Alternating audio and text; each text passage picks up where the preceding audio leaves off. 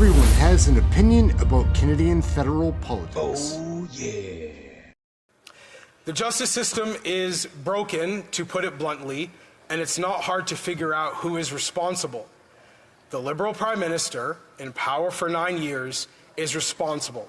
Despite all his efforts to claim no responsibility for his own actions, he has broken the justice system, and of course, correction is necessary. Gang, what's up? Just Aaron right here, Question Period Canada. How y'all doing? We recognize JAMIL JIVANI from the introduction. He's really taken over the House of Commons floor, has a big impact on the committee meetings. He has a history with Trudeau. Then Trudeau's not going to be able to get away from some of the mistakes he's made with JAMIL JIVANI. We'll get into that after this first piece that we're going to show from him recently on the House of Commons floor, introducing a member's bill S-224 and 244, whatever the number is.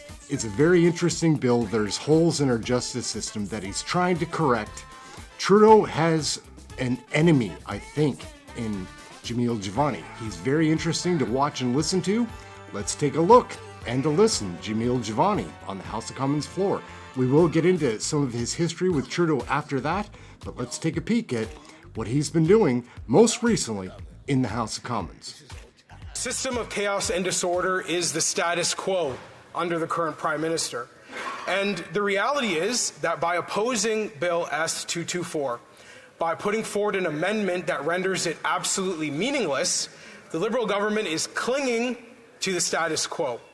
They are clinging to the chaos and disorder that they have caused. You know, the crime of human trafficking is a particularly heartbreaking one. It exploits the most vulnerable people in our communities. And for those of us from Ontario, it hits close to home. From 2012 to 2022, 2/3 of the human trafficking cases reported across Canada occurred in Ontario.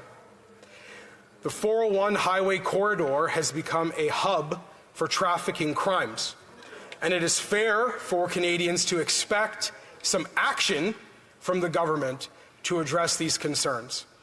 We have heard from police officers who are frustrated with the status quo, police officers who have said quite openly that it makes it harder for them to do their jobs.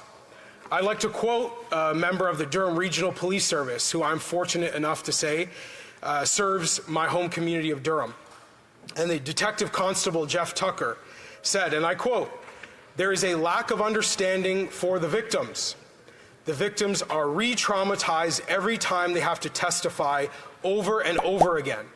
The criminal justice system provides more rights to the accused than the victims. Victims are not protected by the system, only criminals." This is a very serious problem, and it's not hard to see why police officers would be disappointed with the status quo that we have. Currently, under the law, only 8% of human trafficking offenders are convicted, and Bill S-224 in its original form sought to solve this problem. The justice system is broken, to put it bluntly, and it's not hard to figure out who is responsible. The Liberal Prime Minister, in power for 9 years, is responsible. Despite all his efforts to claim no responsibility for his own actions, he has broken the justice system, and of course, correction is necessary. I would like to use my time to share the perspective of the mother of a human trafficking victim. Linda Harlos has been a champion for Bill S-224 in its original form. Linda is an advocate in the fight against human trafficking, the founder of the organization Parent with Purpose, where she's a sex trafficking and abuse prevention educator, and shares her story of being the mother of a sex trafficking survivor. Linda writes, "In the current global landscape, the question is not if a child will be targeted for exploitation, but when. We must ask ourselves, are our protocols robust enough to prevent them from becoming victims, and if they do, to ensure justice is served? Every night I lay my head on my pillow, tormented by the knowledge that my naivety led to my daughter's trafficking. Can you, as policymakers and leaders, rest easy without feeling shame or guilt, knowing that justice remains out of reach for her due to a lack of proof for her suffering? Was she expected to photograph the moment she was being waterboarded for not complying with a client's demands? Should she have documented her trafficker threatening her son's life as retribution for her refusal to allow further abuse? In a household of 3 women, 2 have endured repeated sexual assault, yet these incidents remain unreported. Why? Because we are painfully aware that current laws will re-victimize us without delivering justice. My daughter would willingly face re-victimization if there were any hope that justice would prevail. While local organizations excel at addressing victims' basic needs, they fall short in securing justice. The solution is straightforward. Punish those who exploit our children and the perpetrators who buy from them, not the victims. It is imperative that we strengthen our legal frameworks to protect and deliver justice for the most vulnerable among us. I thank Linda for her work and for her advocacy. I thank all of the people who stood up in support of victims of violent crime, including the member for Oshawa, who has been a tireless advocate. And I would say that members of this House have an important decision to make. Will they support Bill S-224 in its in its original form, or will they allow a Liberal amendment to continue promoting chaos and disorder across our country? It should be a no-brainer.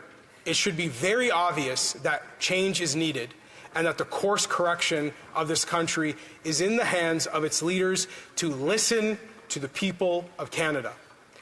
I leave that on the conscience of all members of this House, and I thank you for giving me the chance to speak in support of victims' rights. Thank you. So, gang, that's a really interesting bill that a Member of Parliament, JAMIL JIVANI, has put forward on the House of Commons floor. He really does have a presence there. Let's take a look at some of JAMIL JIVANI's history. We said we'd do that. We're going to do that. Let's take a look. He is very interesting to watch. I'd like to remind you to like, subscribe, share, get notified. Please leave a comment. I love the comments. Let's take a look at JAMIL JIVANI, some of his history with Trudeau, and just where this brother came from. He's a cool guy. Let's check him out. Justin Trudeau is talking about me today. Now, during a speech to his Liberal caucus, Trudeau referred to me as a twofer. And now, Pierre Poilievre's new candidate in Durham is a twofer. Now, I'm not exactly sure what that means in reference to a human being. I'm also not sure how the Prime Minister has time to be name-calling when he should be trying to save his failed administration. I rise in the House today in opposition to this Liberal budget, and also confounded by the fact that it's been titled Building a Strong Economy That Works for Everyone, when the economy is neither strong nor is it working for everyone. I think that should be quite obvious to anyone paying attention. In the spirit of my former colleague at the National Post, Rex Murphy, I'd like to take some time today to speak to the concerns of everyday hardworking Canadians and try to help make sense of how you can have a government calling a budget at this time and in this economy strong and working for everyone. The reality is I've been in Ottawa now for just over a month. I was sworn in to the House in April. And I think one of my key observations is that we have a Liberal government that is living in an alternate reality from the one I lived in before I was in politics and the one I cling desperately to every time I'm in here, because it seems as though in this economy we have Liberal elites experiencing one thing and we have everybody else experiencing something else. Just some things that I'd like to share with the Canadian people that I've observed since being sworn in April. For the last 2 weeks, I have heard the Liberal MP for Whitby defending high grocery bills and making excuses for the fact that it is very expensive for families to purchase the food they need, never mind the healthy food that they need. Earlier today, he was going on and on and on again. Last week he said, and I would like to quote him, "Mr. Speaker, I know that the member opposite feels that grocery prices are too high, and they have been certainly. However, the CPI index has shown that food prices are stabilizing in our economy, which is good news for Canadians." Now, I'd like to point out the obvious. Many Canadians hearing me speak right now might be thinking, is it good that high grocery costs are stabilizing? Shouldn't the objective of the government be to bring down the costs since they're so high? And this is a good window into the kind of thinking going on here. I mean, this is what I mean when I say you've got an economy for liberal elites and everybody else. So let's continue exploring this. The day before the Liberal MP for Whitby made these comments that grocery prices are stabilizing despite being obscenely high, there was a new food bank opened in his own riding, Mr. Speaker. In Whitby, in his own riding, the day before he comes into Ottawa and says that things are going great and he's got good news for Canadians, there's a new food bank opening up down the street from his constituency office. This is an alternate reality. They are creating some kind of bizarre picture of what's going on in this country, and I think people in our country deserve to know that when they ask, how dare the Liberals produce a budget with the title, Building a Strong Economy That Works for Everyone? Here's a closer look at JAMIL JIVANI in committee. This guy, Trudeau better look out. I'd like to draw your attention to an example from the Edmonton area, a young man named Harley, who I think is an example similar to many young people I hear from and many of our colleagues hear from, who explained that he did everything right, everything he was asked to do. He worked hard, he went to school, he got a high-paying job. Now he wants to move into a bigger place, and rent has become so high that he says, and I quote, "If I move into a nicer place, it's basically like I'm working a minimum wage job. I'm just trying to make ends meet." Where does Harley fit into you exceeding your objectives? Harley is the kind of a person that was in mind when we developed the National Housing Plan. I'll be the first to say, although we may have exceeded the objectives that we've set in terms of number of units at the outset of the National Housing Strategy, we now need to do more because the circumstances have changed, and Harley's not the only person in that situation. Harley fits into our plan to help build more homes by accelerating the pace of home building, by reducing the cost of building, making it easier to build more homes. Harley fits into our plan when we're looking at helping people transition into home ownership. Harley fits into our plan when we look at the Renters' Bill of Rights that we're putting forward. There's a number of different... Would it be fair to say, though, that Harley has every good reason to be concerned, perhaps hearing you speak, because under your government, mortgage payments have doubled, rent payments have doubled, and yet you seem to be having a very different tone and message when you talk about housing in this country than what a lot of young people. When I hear young people speak, I hear words like stuck, trapped, unfair, and you're out here saying you're exceeding objectives. That seems very tone deaf to what's going on. So to be clear, I don't think that there has been enough done on housing and we need to do more. I'm not trying to say because we exceeded a target that was established in 2017 that all problems are solved, and I don't want to be misinterpreted in that regard.